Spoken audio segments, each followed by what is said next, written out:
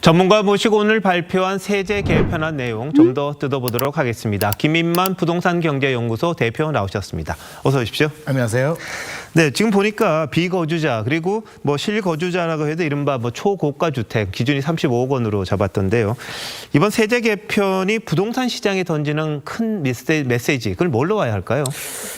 저는 굉장히 큰 의미를 부여하고 싶은데요. 네. 기존에 이제 문재인 정부 시절에는 다주택자를 규제했습니다. 다주택자는 투기, 1주택은 보호 대상, 실소유로 봤는데 네. 최근에 트렌드가 똘똘한 한 채입니다. 다주택자를 규제하다 보니까 너도 나도 이제 한 채만 가지자, 좋은 집 한 채만 가지자는 현상인데 집값이 계속 올라가죠. 예. 더 이상 다주택자 규제만으로 집값, 서울 집값을 컨트롤하기 힘들다고 판단을 했기 때문에 똘똘한 한 채를 규제하기 위해서 이제 정의가 필요한데 그 정의가 거주입니다. 실거주를 하는 분들은 실소유 보호 대상이 되고요. 네. 거주하지 않은 비거주 주택에 대해서는 이제 같은 다주택자와 동일한 투기의 잣대로 규제의 대상으로 포함시키겠다는 내용인데 이번 세제 개편안 내용을 보게 되면 비거주 1주택에 대해서 꽤 무겁게 기존 다주택자와 정도의 강도의 예. 규제를 하고 있습니다. 한마디로 정부의 정책의 기존은 일관성이 있습니다. 바잉, 집이 투기 목적이 아니라 리빙, 실제 거주 목적의 문화를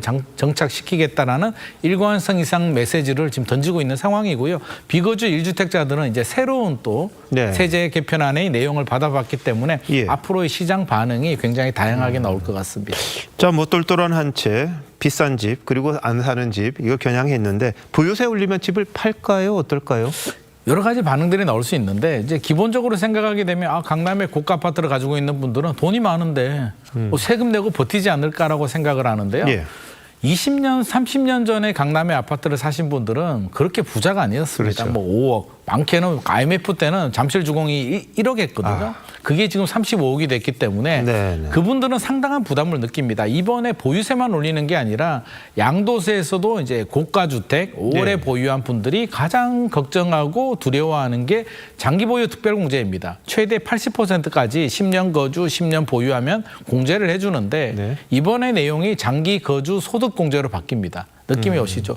10년 동안 거주를 해야 되고 2029년이 되면 한도도 10억으로 줄이거든요. 예. 2017년 내년은 유예를 해주기 때문에 이제 고령자들 장기 보유하신 분들은 고민에 빠집니다. 내년에 팔아야 되는 거네요. 세금 보유세 부담도 늘어나는데 예. 몇 년 버티게 되면 내가 양도세 팔 때 세금 혜택을 많이 못 받기 때문에 결국에는 정부의 의도는 공급도 안 나오니까 이런 고령자들 고가주택을 가진 분들의 매물을 좀 나오게 하겠다라는 의도도 있고요. 저는 고가 아파트의 강남 시장에서는 꽤 매물이 나올 것으로 예상을 하고 있습니다. 자, 근데 보유세 강화라는 정책을 보면요. 노무현 정부 시즌 3, 문재인 정부 시즌 2 이런 이야기가 나옵니다. 근데 과거 다 세금으로 하려다가 실패했던 것 아닙니까? 이 조건들을 잘 맞춰야 되는 거 아닌가요? 공급이 우선 아닌가요? 공급이 우선이죠. 어떤 경우라도 공급이 우선인데 지금 열심히 노력을 하지만 사실 공사 기간만 따져도 4년이 걸리기 때문에 공급만으로 해결하기에는 시간이 너무 많이 필요하고요. 대출 규제, 규제 지역 지정 다 했습니다만 결국에는 세금 규제인데 보유세를 올립니다. 노무현 문재인 정부 시절에도 보유세를 올렸고 근데 거래세도 올렸어요. 취득세도 올리고 양도세도 올렸는데 이번에도 똑같이 이제 거래세도 같이 올라가는 부분인데 제가 좀 아쉬운 점은 거래세는 밸런스 차원에서 취득세와 양도세는 좀 내려준다면 매물이 나올 수 있는데 이제 가장 관건은 보유세는 올렸고요. 거래세를 추가적으로 내릴 수 있느냐가 앞으로의 최대의 관건이 될 것 같습니다. 네.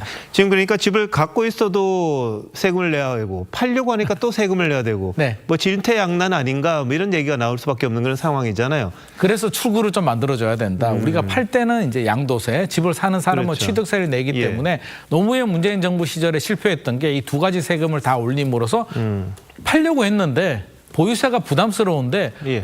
양도세 이게 중과세 때문에 못 팔겠어라는 그런 목소리가 나오고 매물이 잠겼는데 이번에는 중과세는 살짝 풀어줬습니다. 네. 그래서 저는 의도는 굉장히 좋고 한데 예. 실제로 중과세보다도 세율을 더 내려줘야 매물이 더 많이 나오는데 중과세를 살짝 완화해줬다는 점은 사실 좀 아쉽긴 합니다. 알겠습니다. 근데 결국은 집값 안정 위해서 하는 것 아닌가요? 효과 있을까요?